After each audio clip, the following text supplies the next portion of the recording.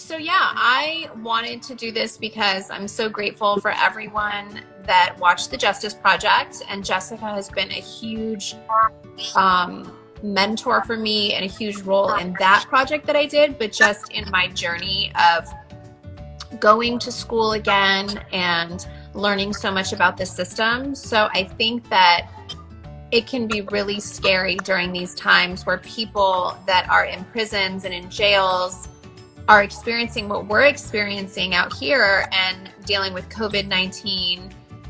But it must be just so scary for them that they're in these confined spaces. They probably don't have as much information about what's really going on. And then on top of that, they're getting all of their visits cut, and that their loved ones can't really come to the facilities during this time because of coronavirus. So I just kind of wanted to, you're my go-to person of who I call when I have questions and want to feel things out of like, what do you think is going on, in the prisons right now? What do you anticipate to happen? So I wanted to share that experience with my viewers to basically be on one of our personal calls about what I'm thinking, what I'm feeling, and going to my expert for the advice. Well, thank you. And thank you for, but we appreciate all the work you do all the time, but especially right now during the coronavirus, because, there's 2.2 million people who are living behind bars right now that are essentially sitting ducks for coronavirus. They are stuck in tiny cells. They don't have the hygiene items they need. They can't get the soap, the hand sanitizer. I actually had a conversation with somebody in a facility the other day who said, he's having to make the decision, should he buy soap or should he buy food to eat for while he's in there. And, many of them can't get hand sanitizer because it has alcohol in it. It's a contraband item. And then there's, 2 or 3 people. Wow, I never thought about that. Yeah. I didn't even know that. And sometimes, there's 2, 3, 4 people living in a cell that's like 6 feet by 8 feet. You've seen the cells, Kim. You can't socially distance when you're living 4 people in a 6 by 8 cell. So, people are terrified. They also don't have the protective gear they need. I got a message from somebody's daughter the other day saying her elderly father had to fashion a mask out of his underwear, right? Like, you think about the level of indignity that somebody is that desperate to protect their own life. It's heartbreaking. And the people inside are scared. Their loved ones are scared. And yeah, I was going to say, people that can't, come and visit, now they're getting that, like, love and communication cut off from them that they probably so enjoyed and needed for their soul. But now they probably can't even make these phone calls because they are so expensive, and like every outside communication is being cut off from them. So the loved ones must be really scared and frustrated also. Yeah, it's terrifying. I mean, I had a loved one who was in prison, and I was terrified every day that something was going to happen to him. But that's even before Corona. You've also got people inside who are scared that something bad is happening to their family, and they can't afford to reach out, don't have phone time to reach out and talk to them. So it's terrifying. We also know that the virus is actually spreading faster inside. If you look at Rikers Island. But I think the notion is just that, like, oh, it's safer because everyone is isolated. But what they're not really understanding is that, like you said, they are in a cell with 3 people sometimes, and you cannot social distance. You can't respect what they're asking everyone else to do outside because of their living situation. Or you've got people living in open bays where it might be 100 people, 300 people in one big room with triple bunks. And then you've got people who are coming in and out of the facilities every day. The staff that works there that might be bringing it in or might be bringing it out to their families, to their communities. So it's really a high risk that the prisons and jails could end up accelerating the virus if we don't take the right precautions to protect people inside. Yeah. I mean, it's just so crazy to think of, like, for me, I feel like everyone is just now forgetting about people inside. when there's a huge pandemic like this and everyone is just kind of fending for themselves on the outside, when there's, so, like you said, 2.2 million people inside that need this protection. And it's so frustrating to see this happen and just to see that they're not safe. Yeah. No, there's a lot of stigma. I mean, this is what the Justice Project was about, right? Was telling the stories of people who are inside, because we need more empathy. We need people to realize that just because somebody made a bad decision and is doing time inside, it doesn't mean that they don't have value. It doesn't mean that they shouldn't be redeemed. It doesn't mean that they should get a death sentence from this virus just sitting there. So what can people do? That's the one question that I get asked all the time. When the amount of phone calls I got after the Justice Project was like, okay, it's clear as day. I completely understand.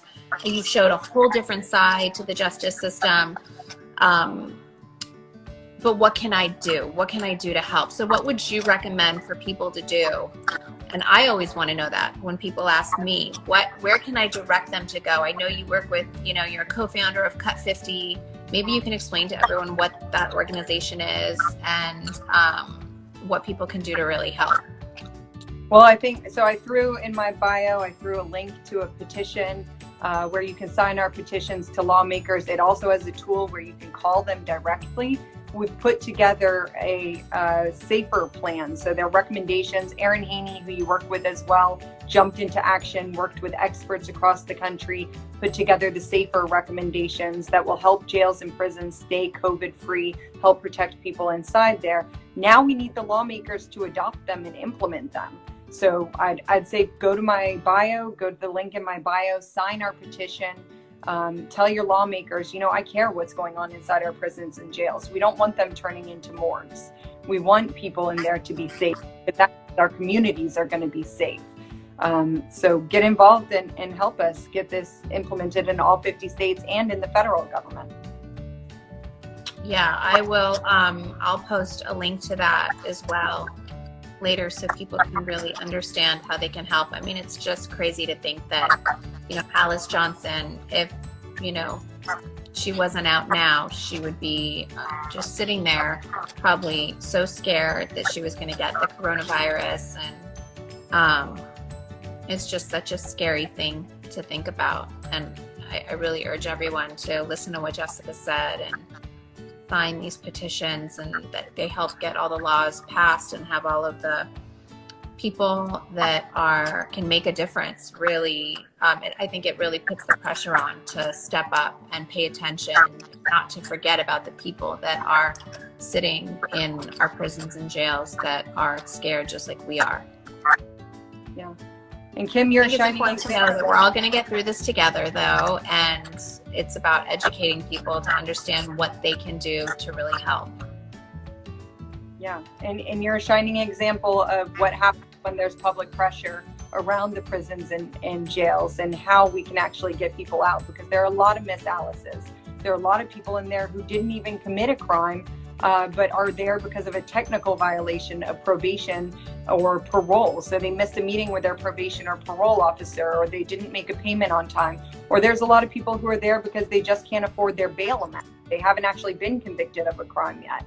So, there's people all that of those stories, when you tell me them, just those hit so hard. Just thinking of, I always tell people, once you get involved and once you get started in trying to figure out how to fix such a broken system, you get so overwhelmed because there's so much that is broken. And when I hear about bail reform, and just to hear that so many people spend so much time behind bars just because they can't afford their bail, and how just unfair every single part of the system is, it really is overwhelming. And so that's why I want to do whatever I can to try to help that.